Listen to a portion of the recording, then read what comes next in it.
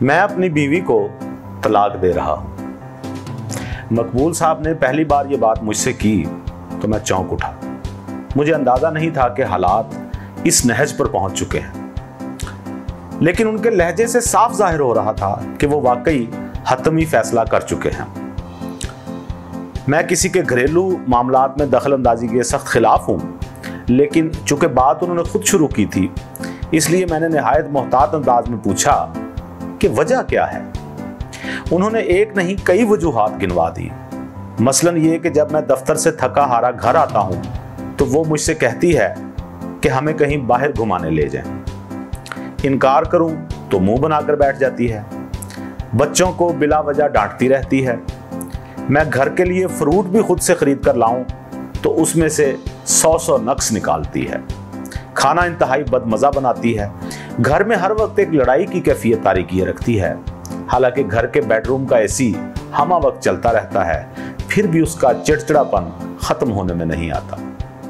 मैंने गहरी सांस ली। वजूहात तो वाकई ठोस हैं।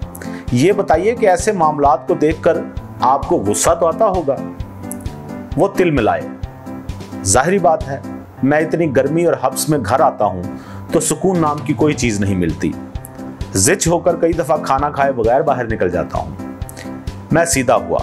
ओहो, फिर तो आप भूखे रह जाते होंगे। उन्होंने पैर फैलाए। नहीं, बाहर किसी होटल से खाना खा लेता हूं या किसी दोस्त के पास चला जाता हूं। मैंने सर हिलाया। जाहिर बात है, बंदे ने भूखा तो नहीं मरना होता। ये फरमाइए कि जब आप अपनी अहलिया से लड़ते हैं और खाना खाए बगैर चले जाते हैं तो आपकी अहलिया कहां से खाना खाती हैं? मकबूल साहब बुड़बुड़ाए। क्या मतलब?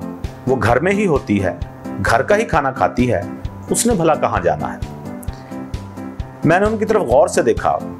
इसका मतलब है खाना अच्छा ना बने तो आपको यह सहूलत है कि आप बाहर जाकर खाना खा सकते हैं।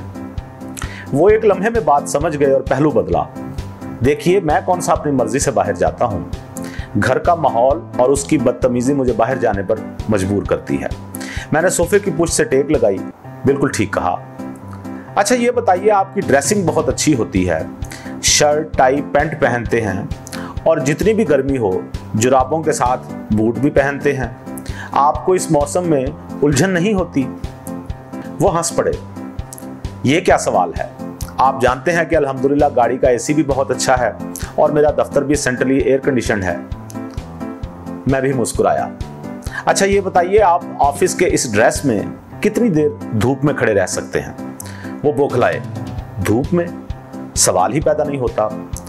1 मिनट भी खड़ा नहीं हो सकता। मैंने कुछ आसानी पैदा की। अच्छा चलें, अगर आपको नॉर्मल सा ट्राउजर और टी शर्ट पहना दी जाए और पैरों में चप्पल हो और मौसम यही जून जुलाई वाला हो तो फिर आप कितनी देर धूप में खड़े रह सकते हैं? वो चिल्ला उठे। ये आप क्यों मुझे धूप में खड़ा करने पर तुले हुए हैं? भाई साहब, इस मौसम में तो सादा कमरे में बैठना महाल है, आप धूप में खड़ा होने की बात करते हैं। मैं हंस पड़ा। चलें, धूप को छोड़ते हैं। ये बताएं, आप हीटर के सामने बैठ सकते हैं? उनका बेख्तियार कहका निकल गया। हाँ, सर्दियों में तो पूरा दिन बैठ सकता हूं, लेकिन इन दिनों तो हीटर का नाम सुनकर भी पसीने छूट जाते हैं। मैंने तीसरी ऑप्शन पेश की। चले हीटर भी रहने दें। अगर एक छोटे से कमरे के एक कोने में आग जला दें तो वहां आप मौजूदा मौसम में कितनी देर बैठ पाएंगे? मकबूल साहब झुंझला गए। आप क्यों मुझे जिंदा जलाने पर तुले हुए हैं? जाहिर बात है, छोटे से कमरे में आग जल रही होगी तो इस मौसम में तो वो कमरा तंदूर बना हुआ होगा। यहां कोई पागल ही रह सकता है। दुरुस्त फरमाया। हमारी बीवियां ही तो वो पागल हैं जो ऐसे मौसम में किचन जैसे गर्म कमरे में हमारे लिए खाना तैयार करती हैं, चाय बनाती हैं, रोटियां पकाती हैं और ठंडे कमरों में हमारे सामने लाकर पेश करती हैं। ये दिन में 3 दफा बाकायदा इस जहन्नुमनुमा कमरे में 1 घंटे से ज्यादा गुजारती हैं। इस दौरान उनसे कभी गलती से नमक भी ज्यादा डल जाता है, मिर्चों के तनासुब में भी कमी बेशी हो जाती है, लेकिन ये अपना काम अधूरा नहीं छोड़ती। बच्चे अक्सर 3 टाइम के अलावा भी नूडल्स टाइप खाने की कोई ऐसी फरमाइश कर देते हैं जो सिर्फ किचन में ही तैयार हो सकती है। ये उनको भी मायूस नहीं करती।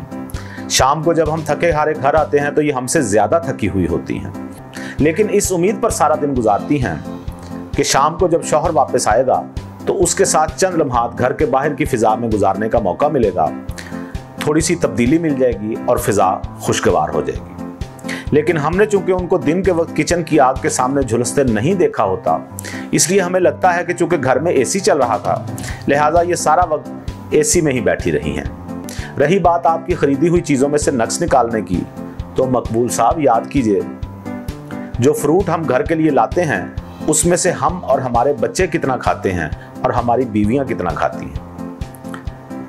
ये बेचारी इसलिए भी नक्स निकालती हैं कि गले सड़े फल खाकर इनके बच्चे या बच्चों का बाप बीमार ना पड़ जाए।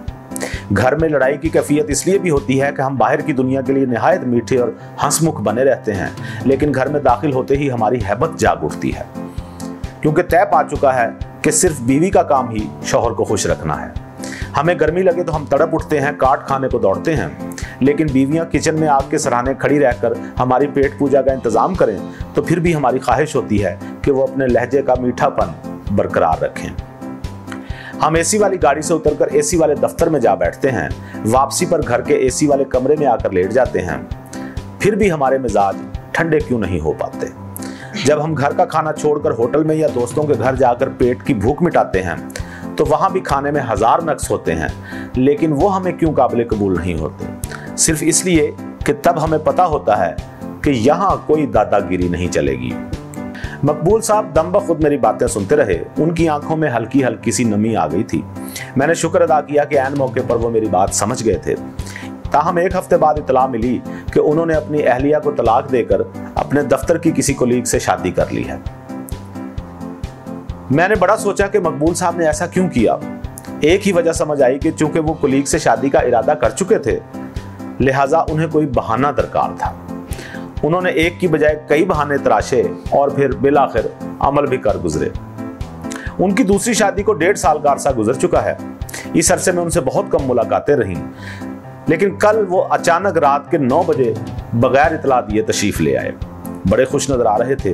ड्राइंग रूम में बैठते ही बेतकल्लुफी से बोले, यार बाकी बातें बाद में करेंगे, भूख बहुत लगी है, जो पका है ले आओ।